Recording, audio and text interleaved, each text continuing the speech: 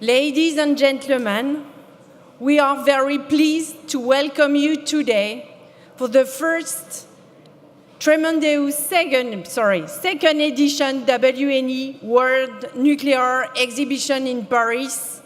To guide you through this unique experience, please give a round of applause to the WNE President Gérard Kottmann and our very special guest, Fatih Birol, Executive Director of the International Energy Agency.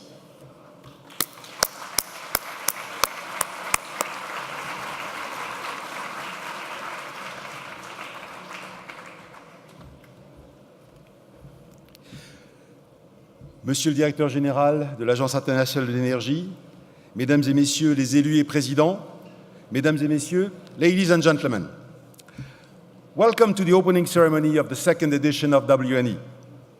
Among the many new features of WNE 2016, we decided to have an opening ceremony dedicated to institutional and political messages. We are proud to have with us today as guest speaker Dr. Birol, Executive Director of the International Energy Agency, and Mr. Emmanuel Macron, French Minister of the Economy, Industry and Digital Sector, who will join us soon. Thank you, Dr. Birol, for having delayed your departure for the G20 meeting, the Energy Minister meeting in Beijing tomorrow. It's a great honor to have you with us.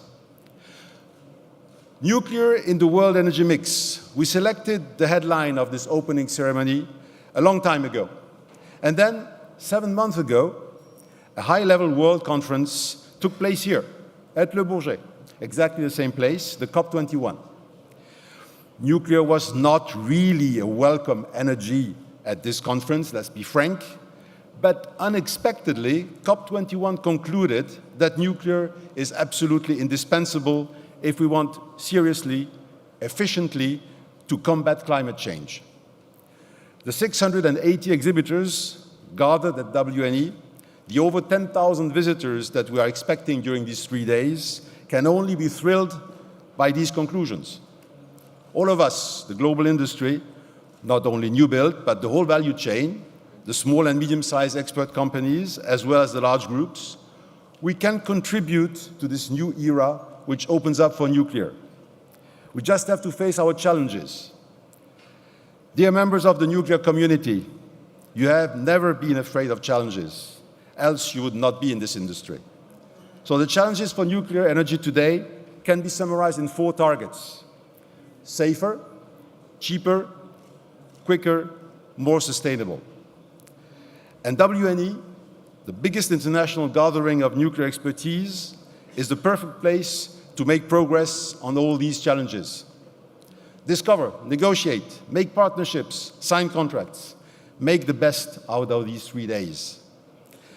There is a 5th challenge, and it is political, that our leaders proudly, and the word proudly is important, support nuclear. Let's take the case of Europe, which is not even recognizing that nuclear deserves the status of decarbonated energy. Today, the dominant energy transition option in Europe is a strange renewable and fossil cocktail, as it is practiced on the other side of the River Rhine, with the consequence of a deteriorating carbon balance by 2% per year. France, UK, Finland, and a growing number of other European countries, among which Sweden just 2 weeks ago, can promote another option, an environmentally virtuous, renewable plus nuclear mix. On the international scene, we all know, we all read that China is banning construction of new fossil projects, and everybody is aware of the ambitious nuclear program in this country. India also, who will speak this afternoon at the business opportunity, pledges to accelerate with the aim of adding 40 new nuclear plants by 2032, and many others who are here with us. This alternative option, nuclear plus renewables, will be the topic of the panel discussion chaired by the President of EDF, Mr. Lévy, right after Dr. Birol's speech. Minister Macron will then conclude the opening ceremony. Let me introduce now our guest speaker, and I invite him to join me on the stage, Dr. Fatih Birol, Executive Director of the International Energy Agency. Thank you for your attention.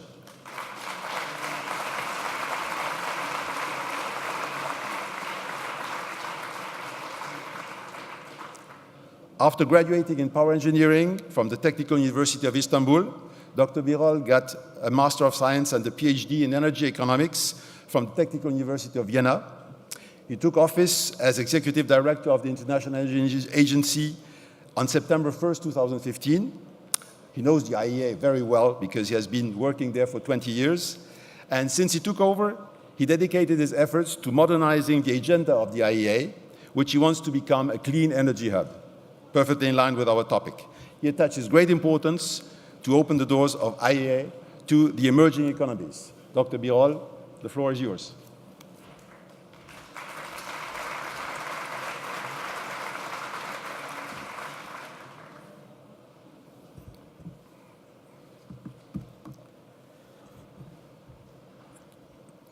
Thank you very much, Mr. Kottmann, for inviting the International Energy Agency to this very important meeting. And very good morning to all of you, ladies and gentlemen. As many of you may know, at the IEA, International Energy Agency, we look at all the fields of the energy system. We deal with the energy security. We deal with climate change. We deal with the economic growth. So in that respect, it is a pleasure for me to discuss with you in the next 15 minutes or so, how do we see the role of nuclear power in the global energy mix?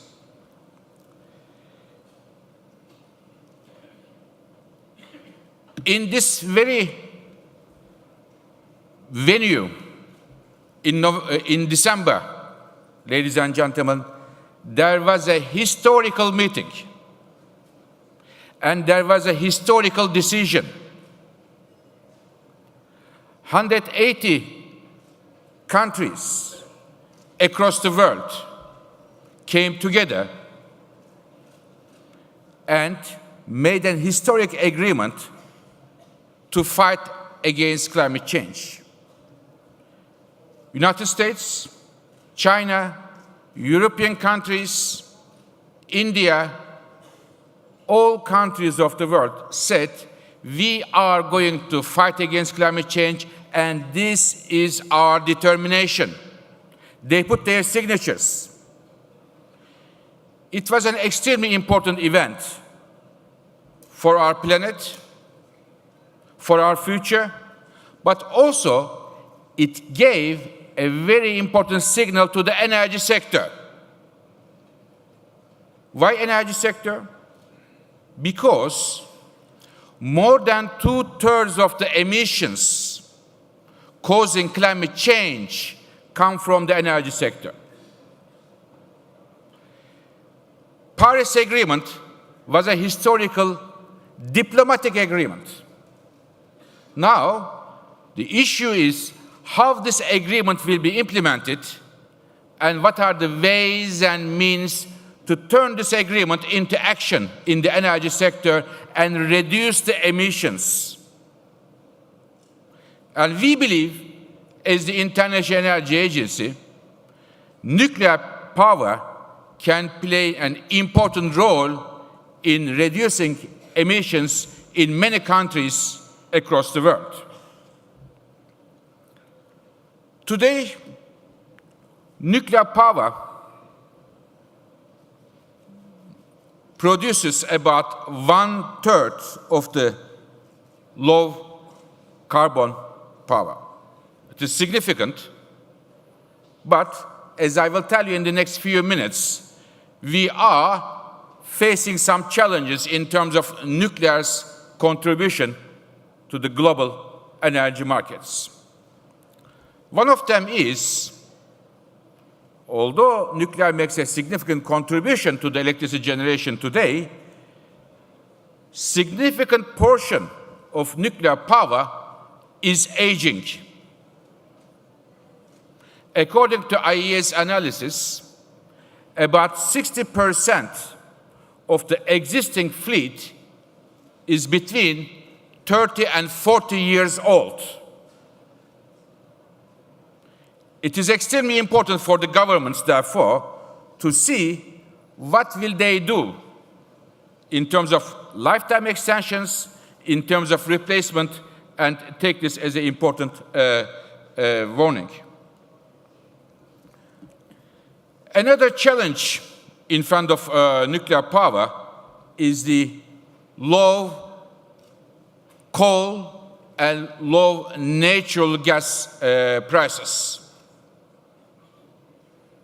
Currently, coal prices are historically low, rock bottom. Since 20 years, we have never seen coal prices so low, and natural gas prices are under pressure as a result of increasing gas supply coming from United States and Australia in terms of LNG. So, in addition to those, we also see that the carbon prices, which is taught in many countries to provide an incentive to low carbon investments, are either inexistent or they are very low.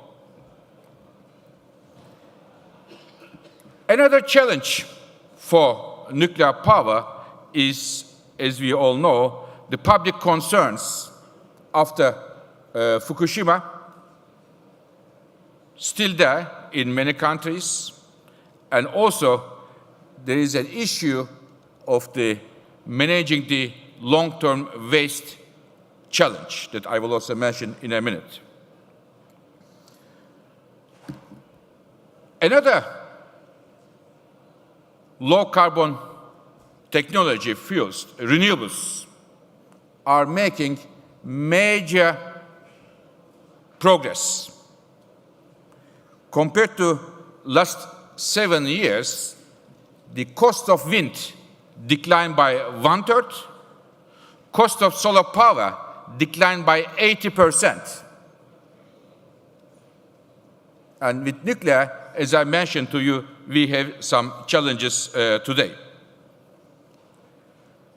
And in that context, how do we see, as the IEA, the future of nuclear power? Now, the summary is, we think with the current policies and the government commitments, the nuclear capacity will increase, but we do not see a renaissance of nuclear power as the things stand now with the current policies. Before looking at the future, however, I thought, Mr. Kottmann, for today, I would share a good news for the nuclear community here. And this is the information that we are going to share for the first time. It's a good news. I think the nuclear community needs desperately some good news, and one of them I can share with you. It is the following. Our analysis of my colleagues at the IEA show, and it is just a fresh information, that the 2015 global capacity additions to nuclear power were 10.2 gigawatts, and it is the highest ever since the last 25 years. Since 1990, we have never seen such an increase over 10 gigawatts in the nuclear capacity additions, and it is something to underline, mainly driven by China, but as well as other countries, including Korea and Russia. So we have seen gross capacity additions of 10.2 gigawatts. This, I believe, is an important information to see that there may be, with the right policies, increase in the nuclear capacity. But coming back to a bit further in the future, in the next years to come, we see that there will be, as I mentioned, retirements. Significant retirements are coming, and with the current plans, 1/3 of the currently existing capacity will retire. This is a major challenge.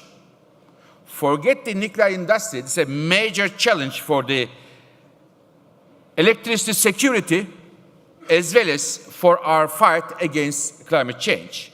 And bulk of these retirements are coming from the OECD countries, mainly from Europe and United States.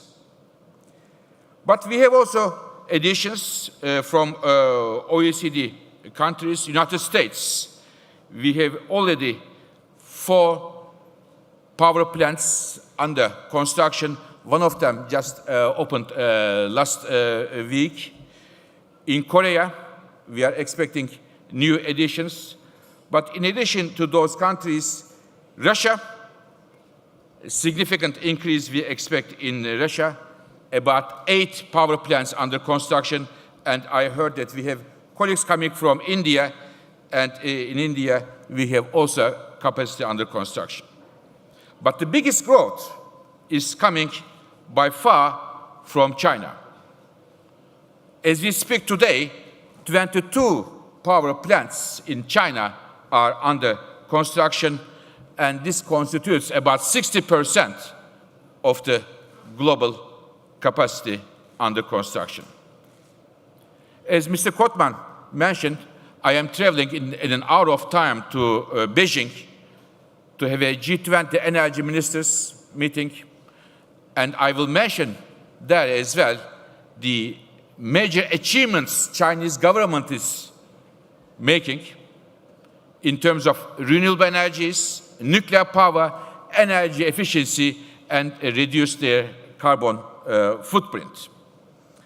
So as a result of those, we are expecting the share of nuclear power will be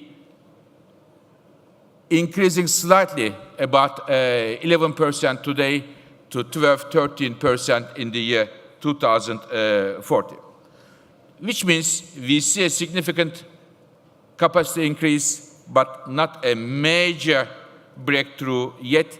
Once again, under current policies, which do not bring us to a desired 2 degrees target, which is decided in this very Le Bourget in last December. So a key challenge for nuclear power, I mentioned the issues of the investment challenge, but another one is the public concerns in terms of the safety. After Fukushima, this public concern remains to be a key obstacle, and as such, we cannot, as the International Energy Agency, exaggerate the importance of the role of having a competent and independent regulatory body in the countries where the nuclear power industry wants to see brighter futures. I would like to highlight the independent part of the regulatory body here in bold terms, as we think it is very important. Another important challenge in terms of public concern is related to long-term waste. We think that the long-term waste in the last 3-4 decades were about 350,000 tons, and this will be doubled in the next 2.5 decades, 2040. And how to deal with the nuclear waste will be a critical issue. We will have about 700 tons of nuclear waste, and the tool to deal with that, to show the public that we are taking it seriously, will be very important in order to further gain public confidence. And there are some efforts, significant efforts in France, in the United States, in Nordic countries, but I believe they are not yet there to convince public fully that we have a permanent solution to this very problem yet. Now, ladies and gentlemen, I mentioned to you that today the share of nuclear power is 11% in the electricity generation mix. And we have an agreement in Paris, and energy should be the answer. The solutions in the energy sector should be the answer to reach the Paris Agreement. What was that? It was to reach a 2 degrees target and even go below that. So we look at it, what needs to be done in the electricity sector in order to reach the 2 degrees target. Because electricity sector, ladies and gentlemen, is responsible more than 40% of the energy-related emissions. In order to have a 2 degrees target, we have to see the share of nuclear power needs to increase substantially from 11% today to about 18%, close to 20% in the year 2040. This is definitely something that the governments need to take into consideration, and this will not happen, of course, the share of nuclear increasing by us, i.e. showing charts or writing books. This will happen if there is a visibility for the investors to invest in nuclear power. And we think the current price levels, electricity prices, current investment framework in many countries do not provide enough strong signals for the nuclear industry to make investments and provide long-term certainty. And I should tell you that electricity sector decarbonization is not only important because it is share in the CO2 emissions, but also extremely critical to provide input to other solutions. For example, there is a lot of discussion, there is a hype about electric cars, which is an extremely important area to decarbonize our energy system. It is very important for our energy security. It is very important for addressing the air pollution problem. But if you produce electricity from high carbon sources, to have electric cars in the streets may not have a lot of effect in the decarbonization process that you are talking about. So therefore, decarbonization of the power system not only will have a positive effect on the emissions from the electricity generation, but also will provide input to the transportation sector. So, ladies and gentlemen, let me put our thoughts together and leave the floor to other distinguished speakers. COP21, which took place once again in this very venue, was an important catalyst for innovation, to look at the clean energy technologies closely, and to provide them a strong signal. But as I mentioned, while it is very important that those signatures, what is more important is what is going to happen in the real life. And the real life means here energy sector, because the bulk of the emissions are coming from the energy sector. We think nuclear power can play an important role in terms of providing energy security, electricity security, to be an important option to reduce the climate-related greenhouse gases, and also very important to reduce the air pollution in many countries in the world. Yesterday, International Energy Agency released a report in London, Energy and Air Pollution, which says today 6.5 million people in the world die prematurely because of air pollution coming from the energy sector, 6.5 million.